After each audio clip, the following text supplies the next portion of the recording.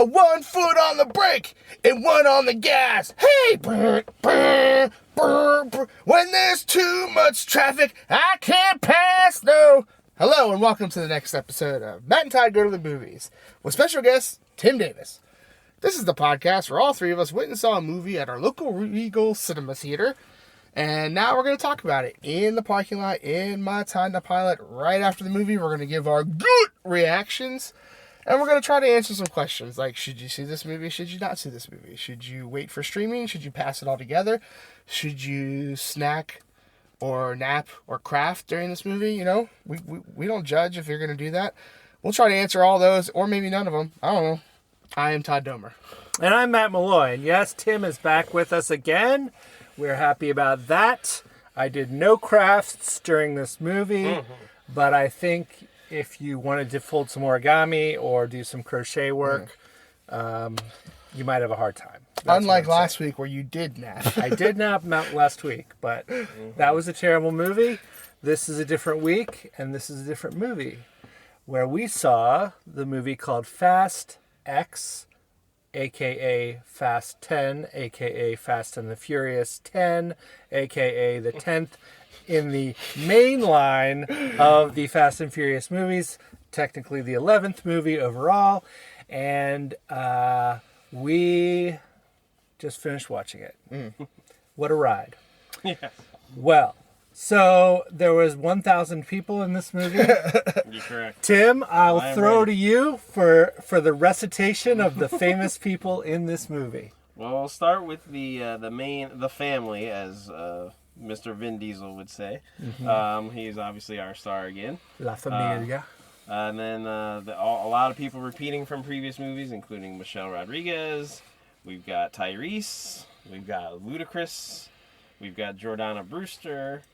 We've got many mentions of Paul Walker. Well, although only seen in older footage. We have Sung Kang. And we have Nathalie Emmanuel, who have all been in previous movies, as well as John Cena and Helen Mirren, and Jason Statham, and Charlize Theron, all from previous movies in the franchise.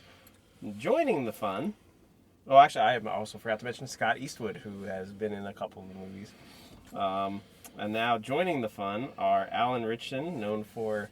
He's on the new Jack Reacher TV show. He's been on, was he on Titans? I think he was Hawk. I think so, yeah. And back in the day, he was Aquaman on Smallville. And then Brie Larson, a famous MCU Captain Marvel, as well as many other movies. Rita Moreno shows up as Grandma Toretto, who we didn't know. Who has not existed at all until this movie. And the... true star of this movie, you could say, is Jason Momoa as our new villain who makes his presence known, is what I'll say. You missed, there are several pictures of Kurt Russell in this Correct. Kurt Russell is referred to a lot, yes. Yeah, there's a lot of background pictures of him. As well as the actor who played Mr. Reyes, our evil villain from 5. Yeah. Yes.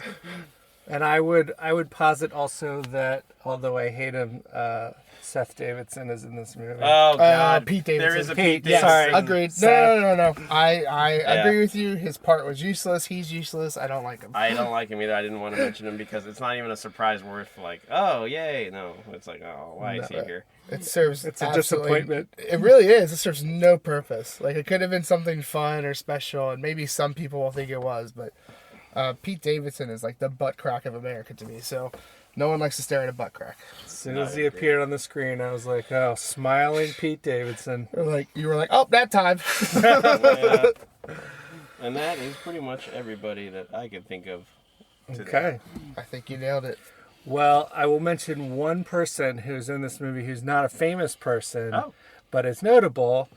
Paul Walker's daughter, Meadow, is in the movie. Correct. And playing a flight attendant. Yeah. So she just has a very small part, but kind of cool to see. Her scene is kind of neat.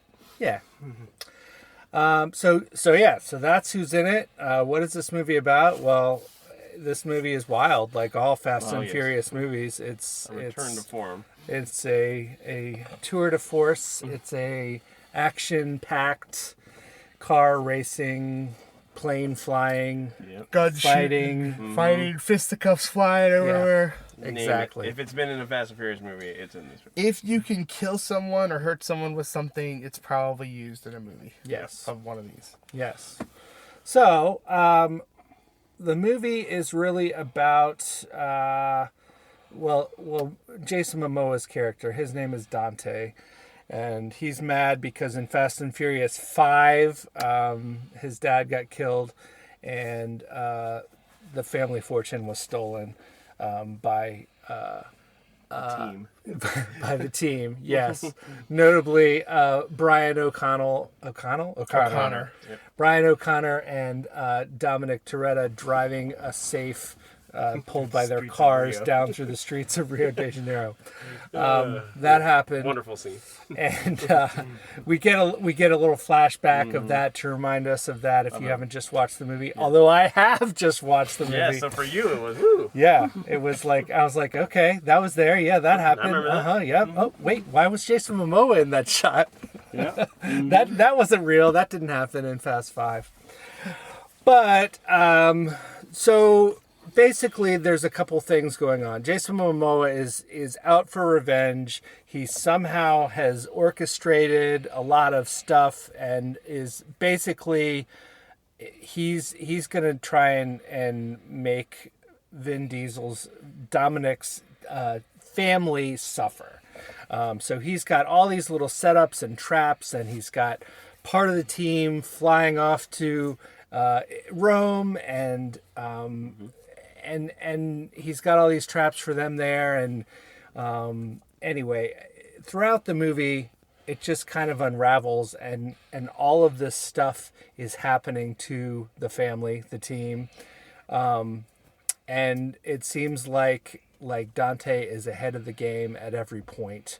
Not to mention that the agency, which has been introduced in the later movies as an organization that the family works with, a shadowy government agency, has kind of been taken over by this guy who's like, I don't care what happened in the past.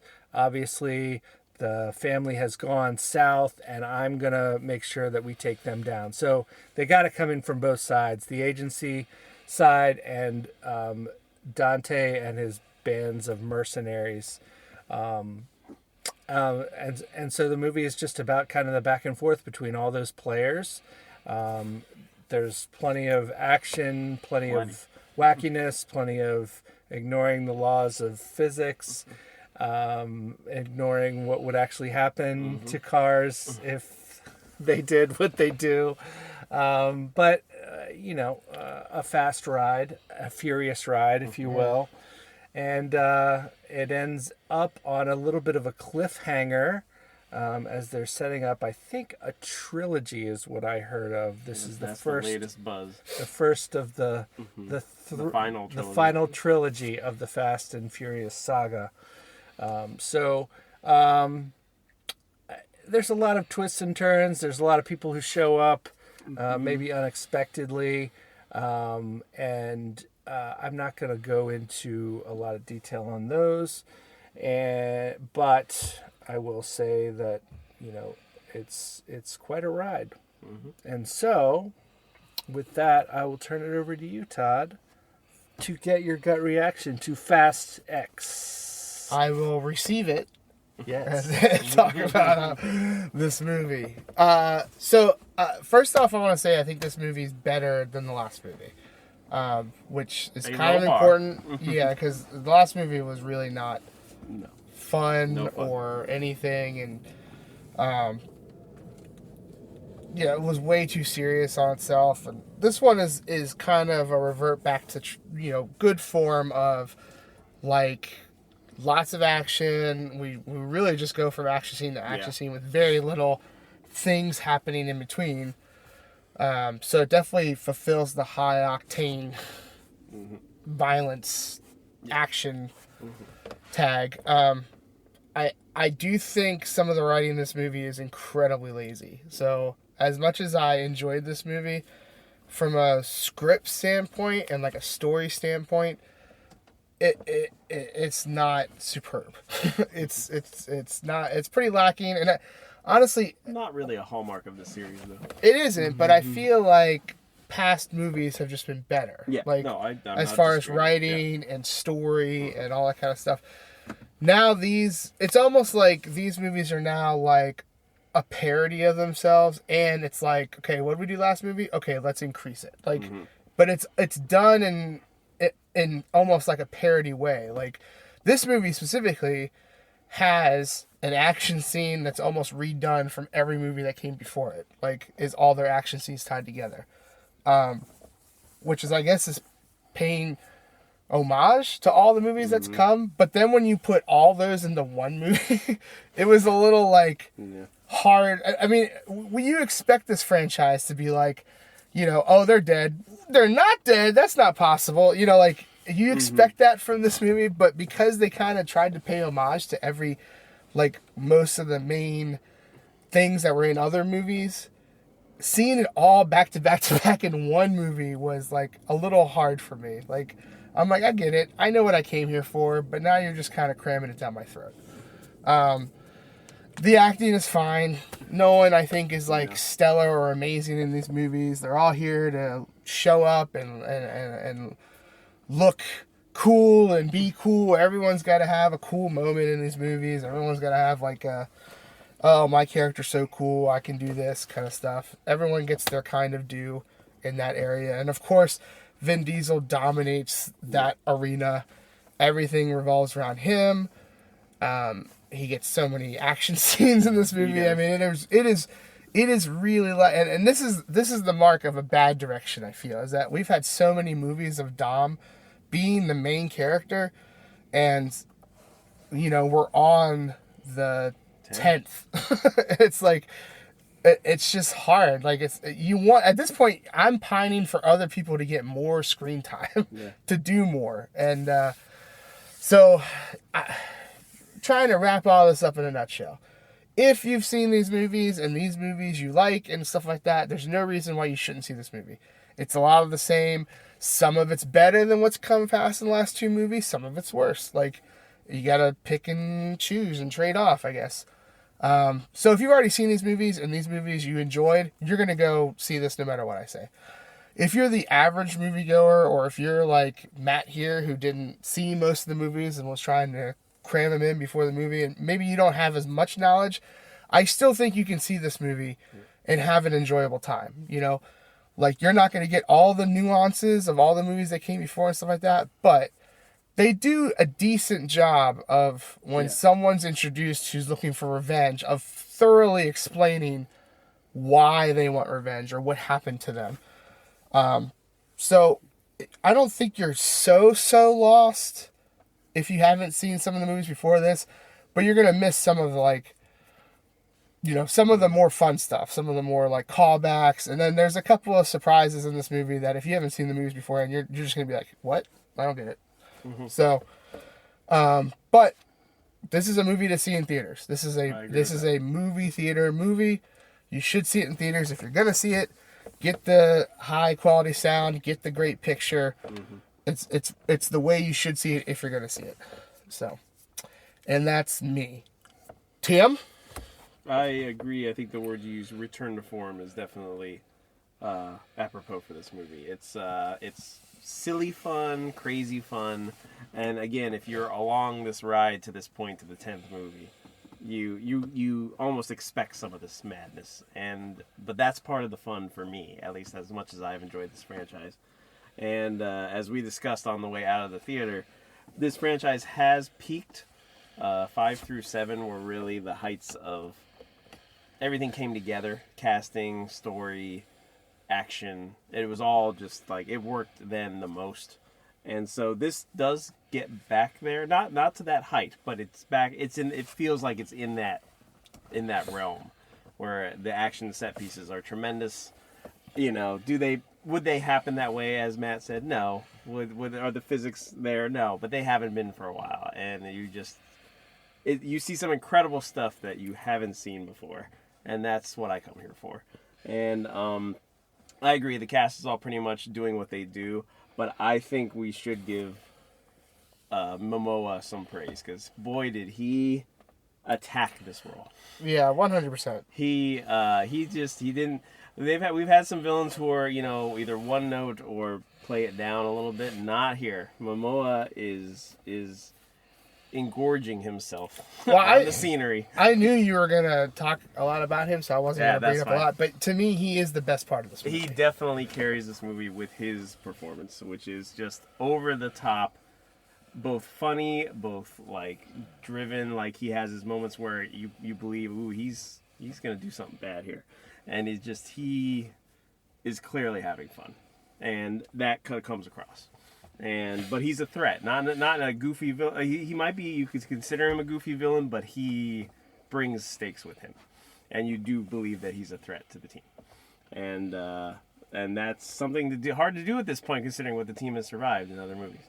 But again, yes, the Louis Leterrier had an unenviable job as the director of this after some drama early on when Justin Lin, who's done most of the big movies of this franchise, is forced out, and we don't know all the details of that. But he is an action director, and he brought it. His action scenes in this were fantastic. He knows how to shoot and how to, frame things so you're in the action with the actors. And for me, that's what I want out of these movies. I'm not looking for Oscar-winning acting. I'm not looking for maybe the best story in the world. And I actually thought the revenge story here, even though, yes, it was retconned in, from 5, I thought they actually did a good enough job placing them in parts where the camera wouldn't have focused on them in 5 anyway. Like, there was one particular scene, this is not ruining anything, where they showed the car that has a turret gun on it that aims at Dominic while he's got the safe behind him. And I remember that scene in the movie, but you never saw anybody in the car. So to place Momoa in that car is actually pretty smart, because it wasn't a focus at the time. So it's like, it's believable enough, and it passed my test as far as, okay, I'll take that. And so, to have him taking 10 years to pull off this plan of his actually seems plausible in a movie that does not have a ton of plausibility. So I'll give him credit for that. And that was all in the intro in the first 5 minutes, which is fine with me. Which again, we are showing the highlights of one of the best movies in the franchise to call back to, and I don't have a problem with doing that. So overall, I definitely agree. Theater movie, it's meant for the big screen with all the sounds and music and everything that makes a Fast and Furious movie go. Matt? Well, so I spent some time over the past couple weeks trying to watch at least some of the movies in this franchise, starting at the beginning. And I think come a long way. Yeah, I think I had a great time watching those movies. I watched 1, 2, 3. 3, yeah. 4 and 5. Which I didn't watch Tokyo Drift. Yeah, you didn't so watch whatever 3. number that is. You watched 1, 2, 4, Tokyo Drift is 5, and you started 6. Tokyo Drift is a bit of a side quest. Yeah. So I thought, and I enjoyed all those movies, and I found myself realizing that I watched more of those movies than I thought. Yeah. Because I was like, oh, I know what's happening here. Mm-hmm. But it was really fun to get kind of the backstory on all these characters, who most of them are still around here in movie number 10. A few are newer on the scene, and I'm not as familiar with their story. But it was great to kind of take that trip down memory lane and to see where the characters have come since then, and to realize what their backstory is. That was really fun tonight to have all that kind of fresh in my mind.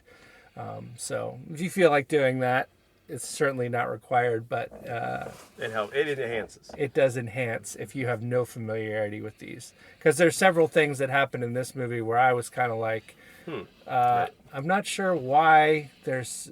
I don't know what the beef is between these two characters. Yep, right. Type thing, because I haven't watched the latest movies. Well, yeah, you haven't even gotten to Charlize. Right. Her whole character. Right. Well, I mean, I have seen 9, but not in. Oh yeah. Not you didn't see her focused movie. Right. Right. So, this is an enjoyable action movie.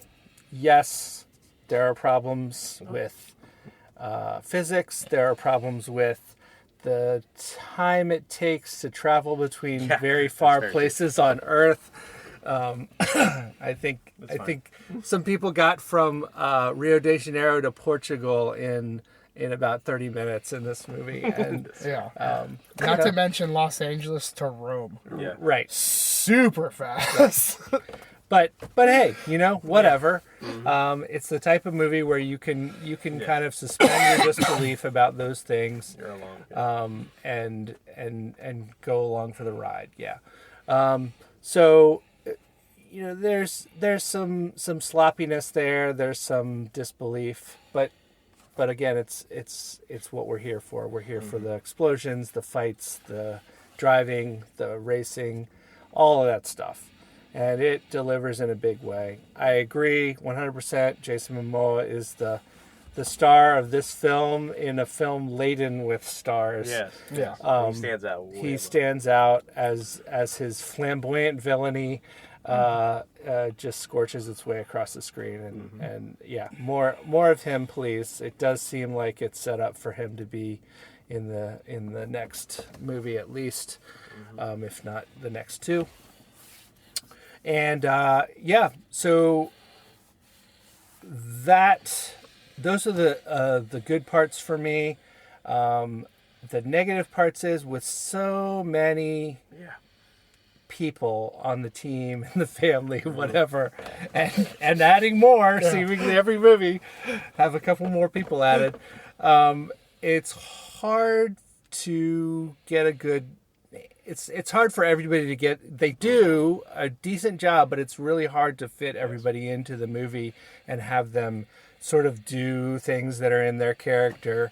I thought that the evolution of the Roman, whatever his name is, character, he seems a lot stupider in this movie than he did at the beginning of the series. Well, him and Ludacris have been like at each other. Well, they've been reduced to just a small comic relief.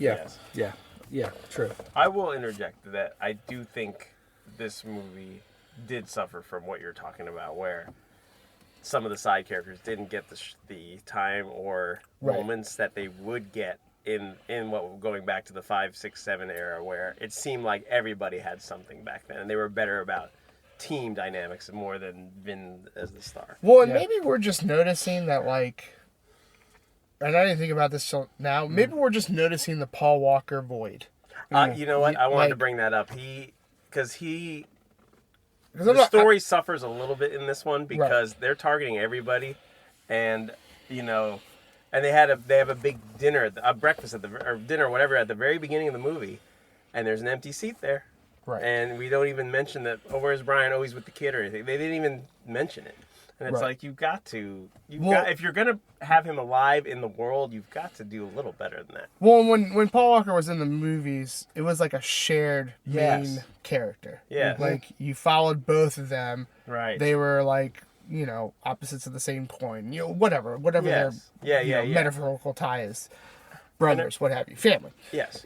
And now that he's gone, it's 100% up to Vin Diesel, and it's 100% not an ability he has to carry the movie with his acting ability. No. Sure, he can look menacing and he can talk real gruff, but like in the one scene where it wanted to be more powerful than it was, when he's talking to his Brazilian mother of his child sister in this movie, it's a scene where he's saying, hey, a cop and a street racer getting along is not such a bad idea. It can happen. What's supposed to be this emotional moment of, that's me and Brian, but without Brian there, it's kind of this elephant in the room of like, yeah, sure, but...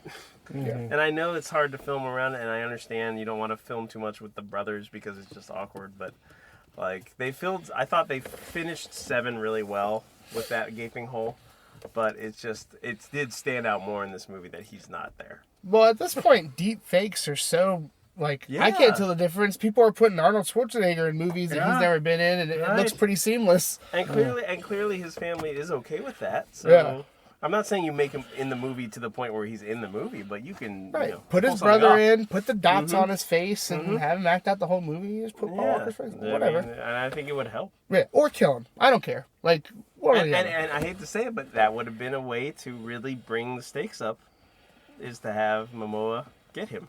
Right. But anyway. Sorry. Yes. Yes, go ahead, man.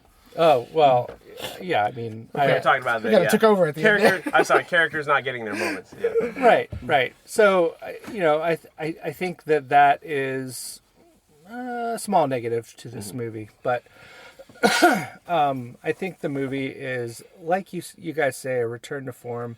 And I feel like it is in the theme of what they've done with these movies.